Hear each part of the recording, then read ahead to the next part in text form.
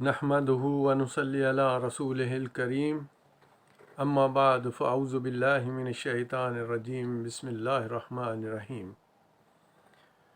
میرے عزیز دوست، میرے تمام ہم وطنوں پاکستانیوں، آپ کو یہ بڑی ہی غمناک خبر ہے جس کے بارے میں بتانا چاہتا ہوں کہ جس ملک میں دنیا کے بدترین اور کرپٹ ترین شخص کو وزیر اعظم بنا دیا جائے تو پیچھے کیا بچتا ہے۔ آج اس گھڑی میں پاکستان کی تمام اس قیادت کو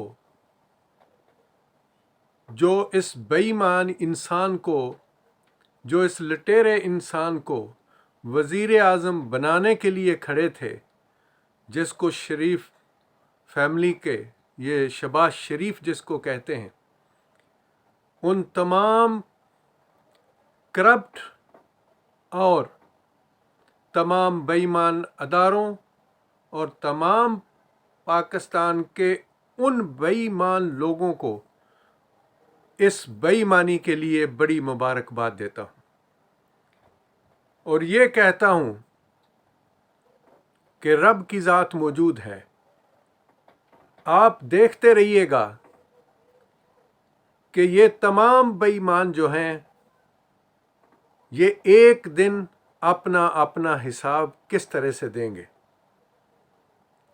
افسوس ہوا ہے کہ چند بے ایمانوں نے مل کر اس 22 کروڑ عوام کے ایک بہترین لیڈر کو چھین لیا۔ چند بڑے اداروں نے مل کر، بے ایمان اور کرپٹ اداروں نے مل کر پاکستان سے آج ایک بہت بڑا لیڈر چھین لیا۔ افسوس ہوا ہے۔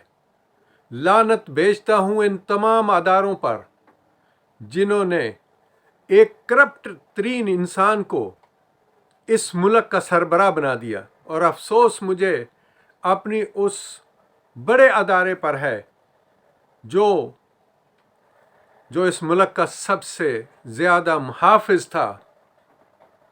انہوں نے بھی اس بے ایمان کو، اس ملک کا، اس پاکستان کا، اس پاک ملک کا ایک بے ایمان ترین شخص کو وزیر اعظم بنانے میں اپنا رول ادا کیا۔ لعنت بھیجتا ہوں ان تمام ہستیوں پر، ان تمام لوگوں پر جنہوں نے اس کرپٹ انسان کو وزیر اعظم کی سیٹ دے دی اور مولوی فضل الرحمان جیسے انسان کو اس پارلیمنٹ میں دوبارہ سے داخل کیا۔ لعنت اللہ علیکم کلکم۔ یا ربی، اس ملک کی حفاظت کر میرے مولا۔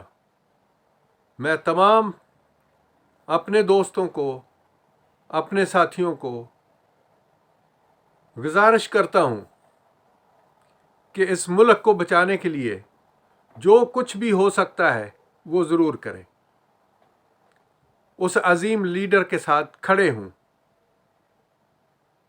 جس کی کچھ کم عقلیاں تو ضرور تھیں، نااہلیاں ضرور تھیں، لیکن وہ بے ایمان نہیں تھا۔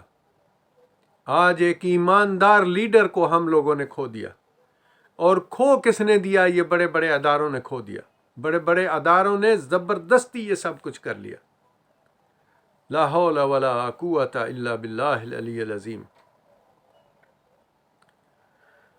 مبارک ہو ان تمام لوگوں کو جو بے ایمانی کی انتہا پر پہنچے ہوئے ہیں، جنہوں نے آج دنیا کے بدترین لوگوں کو اس ملک کا سربراہ بنا دیا۔